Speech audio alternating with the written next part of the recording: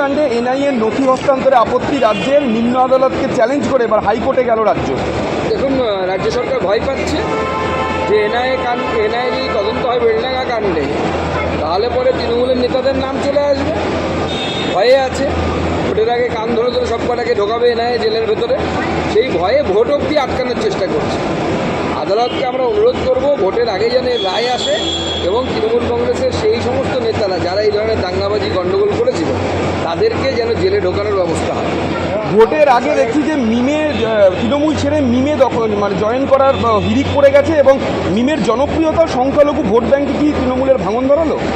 দেখুন, আমি আগেই বলেছি, যত রেডিকালাইজেশন করার চেষ্টা করবে তৃণমূল কংগ্রেস, অর্থাৎ মুসলিম সম্প্রদায়ের মধ্যে উগ্র সাম্প্রদায়িকতা যত বাড়ানোর চেষ্টা করবে যে কোনো রাজনৈতিক দল, শুধু তৃণমূল নয়, তার লাভ সাময়িক হবে, দীর্ঘস্থায়ী লাভ হবে না। কারণ আমরা মুম্বাইয়ে দেখলাম কর্পোরেশনের ভোটে কংগ্রেসকে যারা ভোট দিত, কংগ্রেস তাদেরকে তোষণ করত। এই তোষণ এবং তুষ্টিকরণের একত্রিত ফল কী হলো? নতুন একটি রাজনৈতিক দল হলো ইসলামিক পার্টি, নাম তার ইসলাম পার্টি। সব কংগ্রেসের সাপোর্টাররা শিফট করে সেই ইসলাম পার্টিতে চলে গেল, কংগ্রেসের হাতছাড়া হয়ে গেল। মুর্শিদাবাদে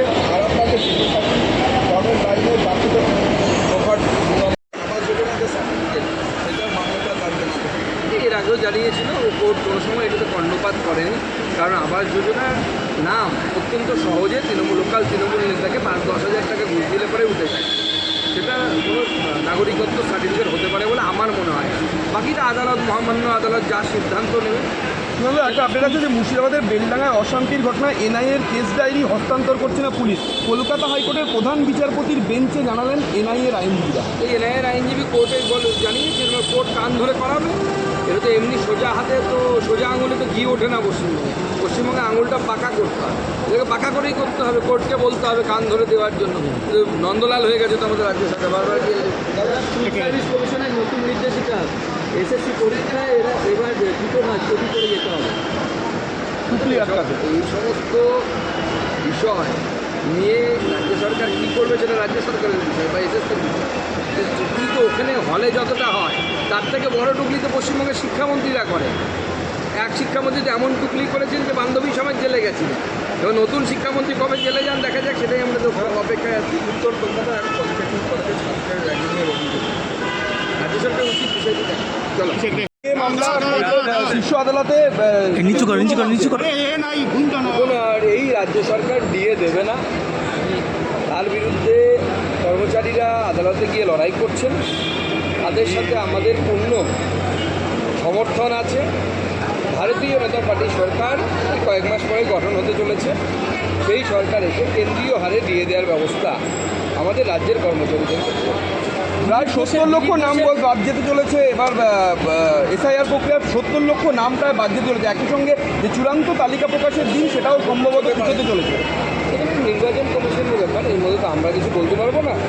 আমাদের বক্তব্য খুব স্পষ্ট, আমরা চাইছি ত্রুটিমুক্ত ভোটার লিস্ট যেন হয়। ত্রুটিমুক্ত মানে কোনো অনুপ্রবেশকারী নাম যেন না থাকে, আর কোনো ভারতীয় যেন বাদ না যায়, জাতি বর্ণ ধর্ম নির্বিশেষে। গুজরাটের যে এসআই রয়েছে ধোকা দিচ্ছ, সেটা সব জায়গাতেই বাদ যায়। আপনারা এর আগের যে এসআই হয়েছিল বামফ্রন্ট সময়ে, সেই সময়কার বামফ্রন্টের রাজ্য সম্পাদকের বক্তব্য শুনলে তখন প্রচুর নাম বাদ গেছে। এটা অত্যন্ত স্বাভাবিক। এই এত বছর পর পর হচ্ছে, তো 2002-03 হয়েছিল, তারপরে এই হচ্ছে। এত বছরে যারা মারা গেছে, যারা শিফটেড হয়ে গেছেন, ওই এক রাজ্য থেকে অন্য রাজ্যে চলে গেছে, তাদের নাম তো বাদ যাবে, অত্যন্ত স্বাভাবিক। উত্তরপ্রদেশের নাকি তো 2 কোটি লোকের নাম নাকি বাদ যাবে শোনা যাচ্ছে। তো যত বড় রাজ্য তত বেশি নাম বাদ যাবে, এটাই অত্যন্ত স্বাভাবিক।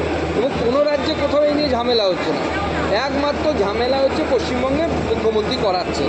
পুরোটাই প্রায় ম্যানুফ্যাকচার, আর্টিফিশিয়াল, কৃত্রিম তৈরি করা। দিলীপ ঘোষের